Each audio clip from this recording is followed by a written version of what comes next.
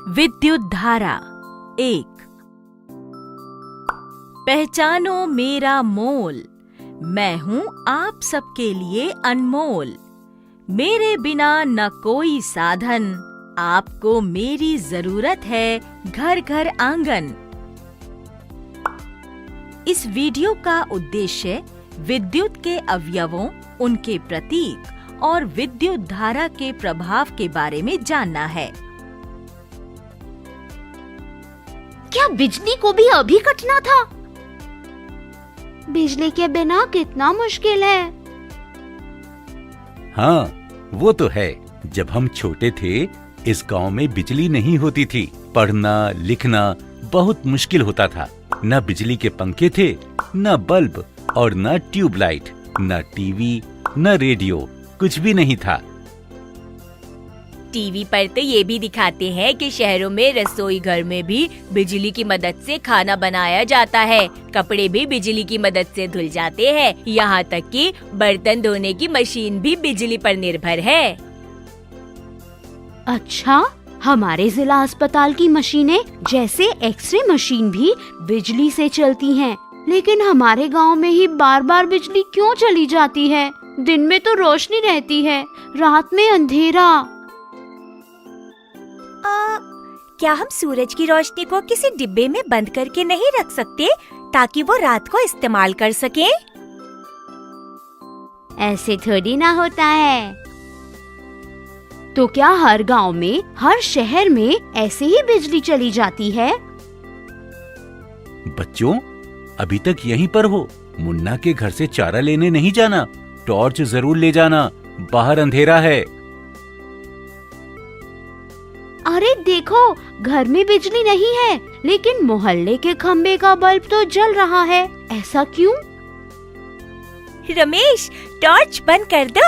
आज तो चांद की रोशनी ही काफी है। कितना अच्छा होता कि सूरज दिन भर चमकता रहता, अंधेरा ही नहीं होता। अरे रमेश, वहाँ देखो, बिजली की तार कट गई है। कहीं बिजली इसलिए तो नहीं चली गई? हाँ, हो सकता है। चलो चलकर देखते हैं। यहाँ पर कुछ लोग काम भी कर रहे हैं। और देखो, बिजली घर के चाचा भी यही हैं। रमेश, मुन्ना, लता, आप लोग यहाँ कैसे? नमस्ते चाचा जी। इस तार के पास मत आना। चाचा जी, मोहल्ले के खम्बे की लाइट कैसे चल रही है? गांव में तो पूरा अंधेरा है। सौर ऊर्जा पर चलती है। अच्छा, क्या सूरज की रोशनी को सचमुच इकट्ठा करके इस्तेमाल किया जा सकता है? हाँ, यह संभव है। बिजली की तार की मरम्मत होने के बाद बिजली आ जाएगी। बहुत रात हो गई है, आप लोग अभी चलो। कुछ देर के बाद बिजली आ गई और बच्चे घर चले गए। क्या आपको सौर ऊर्जा के बारे में पता है? सौर ऊर्जा सीधे सूर्य से प्राप्त की जाती है। वैसे तो सौर ऊर्जा का विविध प्रकार से प्रयोग किया जाता है, किंतु सूर्य की ऊर्जा को विद्युत ऊर्जा में बदलने को ही मुख्य रूप से सौर ऊर्जा के रूप में जाना जाता है। रात भर सो नहीं सका। मुझे जिज्ञासा हो रही थी कि तार काटने से बिजली क्यों चली गई। मुन्ना, लता, चलो चाचा जी से मिलकर पूछते हैं। नमस्ते चाचा जी। नमस्ते बच्चों, इतनी सुबह क्या बात है? चाचा जी, ये हमारे गांव में बिजली बार बार क्यों चली जाती है? परीक्षा नजदीक आ रही है और पढ़ाई में कठिनाई हो रही है। कल रात तो एक तार नीचे गिर गई थी। कुछ दिनों से तेज हवा के कारण यह हो रहा है। हम हवा को तो रोक नहीं सकते। अच्छा। जब तेज हवा और बारिश होती है, हम सावधान रहते हैं ताकि किसी को नुकसान न पहुंचे। इसीलिए हम बिजली की आपूर्ति को काट देते हैं। पर क्यों चाचा जी? कई बार बिजली की तार नीचे गिर जाती है और उसमें बिजली रहती है। इससे लोगों को झटका लग सकता है। अच्छा, ये तो खतरनाक है। क्या बिजली का तापीय प्रभाव रहता है? हाँ, क्या आप मुझे उन बिजली के उपकरणों के बारे में बता सकते हो जो बिजली की वजह से गर्म होते हैं? माँ कहती है कि किसी भी बिजली के उपकरण को गीले हाथों से बिल्कुल नहीं छूना चाहिए। चाचा जी, हमारे घर में एक पानी गर्म करने की रॉड है। जब हम इसे पानी में डालते हैं, पानी 10 मिनट में गर्म हो जाता है। शाबाश, उसे इमर्शन रॉड कहते हैं। इमर्शन रॉड विद्युत धारा के तापीय प्रभाव की वजह से पानी को गर्म करती है। चाचा जी, मेरी माँ तो इलेक्ट्रिक स्टोव पर खाना बनाती है। जब बिजली होती है तब खाना बन जाता है। शाबाश, विद्युत धारा के तापीय प्रभाव की वजह से कई उपकरण प्रयोग में आते हैं।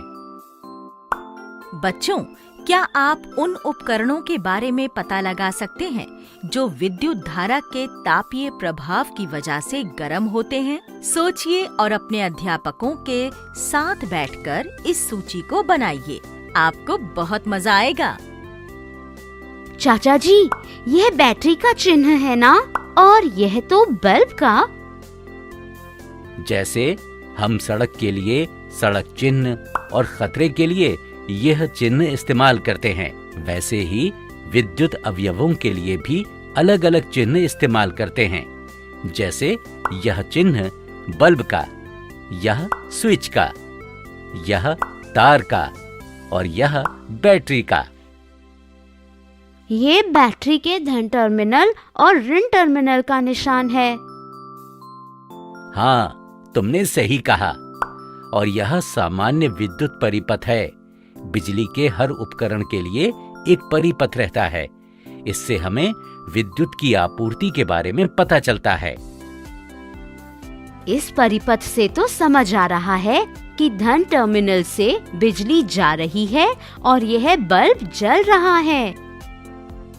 शाबाश बच्चों, आप तो जल्दी सीख गए हैं। काश उस टावर पर बैठे पक्षियों को समझ आता। उनको भी झटका लगता है और मर भी जाते हैं। पता है, कई बार इन पक्षियों की वजह से विद्युत आपूर्ति में बाधा आती है। धन्यवाद चाचा जी, हम सबको समझाने के लिए। हम चलते हैं चाचा जी।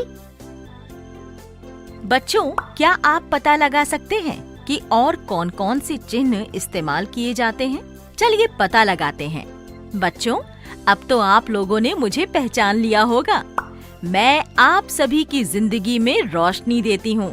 मैं आप लोगों की दिनचर्या की एक महत्वपूर्ण अंग बन चुकी हूँ। खाने से लेकर सफाई तक मैं आप लोगों की मदद करती हूँ। हाँ, मैं बिजली हूँ, लेकिन देखा मैं कितनी तेज हूँ। आपको मुझसे बच के रहना होगा। नंगे पैरों से, गीले हाथों से किसी भी बिजली के उपकरण को छूना नहीं। अगर कहीं पर मेरे तार नीचे गिर गए हों तो उनको मत छूना।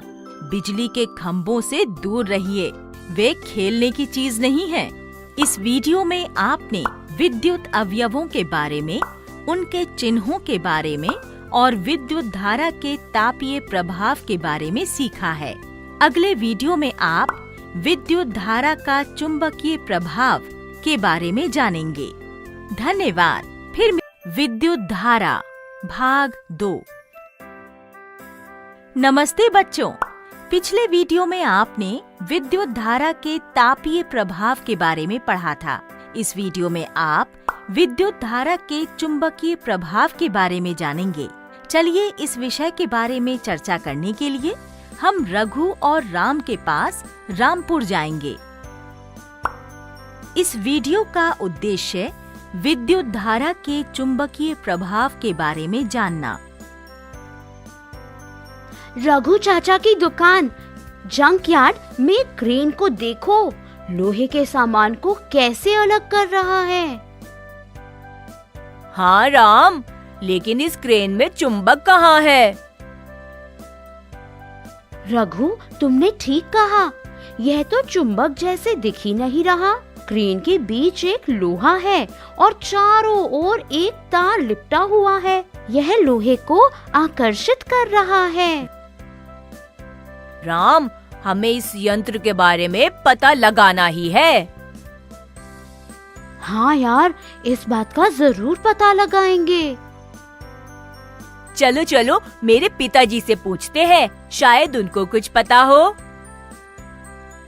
भैया देखो देखो, मुझे क्या मिला, एक चुंबक।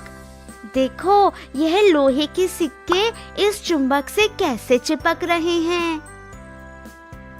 अरे वाह, ये सिक्के अधिकतर कोनों की ओर आकर्षित हो रहे हैं और बीच में ज्यादा चिपक नहीं रहे हैं। ठीक कहा तुमने। पता है मीरा, रघु और मैं एक क्रेन देखकर आ रहे हैं जो बड़े बड़े लोहे के सामान को आकर्षित कर रहा था, लेकिन वह क्रेन तो बीच में भी लोहे को आकर्षित कर रहा था। अच्छा, हाँ, रघु और मैं उसके पिताजी की दुकान में जाएंगे और इसके बारे में पूछेंगे। मैं जल्दी से कुछ खा लेता हूँ। भैया मैं भी चलती हूँ। राम राम, चलो हम पिताजी की दुकान में जाएंगे। चलो मीरा, चलो।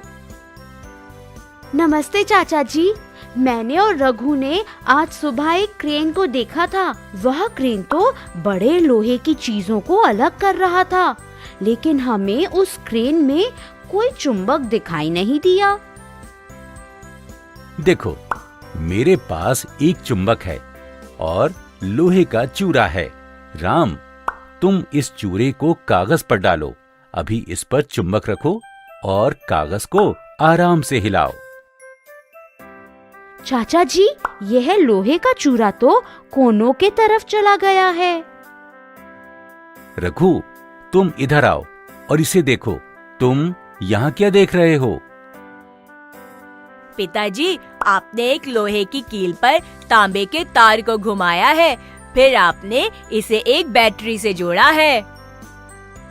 अब जब मैंने स्विच को दबाया तो क्या हुआ? लोहे के चूरे को इस लोहे की कील ने आकर्षित किया। यह चूरा तो बीच में भी इस कील से चिपक गया। यह कैसे हुआ? यहाँ पर कोई चुंबक नहीं था। हाँ, ठीक कहा। यह इसीलिए संभव हुआ क्योंकि विद्युत धारा का चुंबकीय प्रभाव होता है। विद्युत धारा का चुंबकीय क्षेत्र उसके चारों तरफ संकेंद्रिक वृत्तों या गोलाकार रूप में होता है। क्या इसका मतलब है कि बिजली का प्रभाव चुंबक जैसा है? हाँ, सही कहा। दरवाजे की घंटी भी इसी सिद्धांत पर काम करती है। वो कैसे पिताजी? देखो, मेरे पास एक पुरानी घंटी है। क्या तुम इस लोहे की रॉड को देख रहे हो? यही विद्युत चुंबक का काम करती है। जब इसके कॉइल में विद्युत धारा जाती है, तब यह हथौड़ा यानी गोंग जाकर घंटी बजाता है। अच्छा, अब समझ में आया। पिताजी, और किन-किन उपकरणों में विद्युत धारा का चुंबकीय प्रभाव है? कई उपकरणों में, जैसे पंखे, विद्युत क्रेन। ओह, जो कबाड़ी चाचा की दुकान में आज क्रेन देखी थी, वह भी चुंबकीय प्रभाव से ही काम कर रही थी। बच्चों, विद्युत धारा के चुंबकीय प्रभाव के आधार पर और कौन से उपकरण काम करते हैं, आप पता लगाइए और सूचीबद्ध कीजिए। बच्चों, जैसे कि आपने देखा, विद्युत धारा का चुंबकीय प्रभाव रहता है और यह स्थायी चुंबक से काफी अलग है। विद्युत चुंबक एक अस्थायी चुंबक है। जब विद्युत धारा बंद हो जाती है, उसका चुंबकीय प्रभाव भी खत्म हो जाता है। इसकी शक्ति बदली जा सकती है। यह कई बार स्थायी चुंबक से भी ज्यादा शक्तिशाली होती है।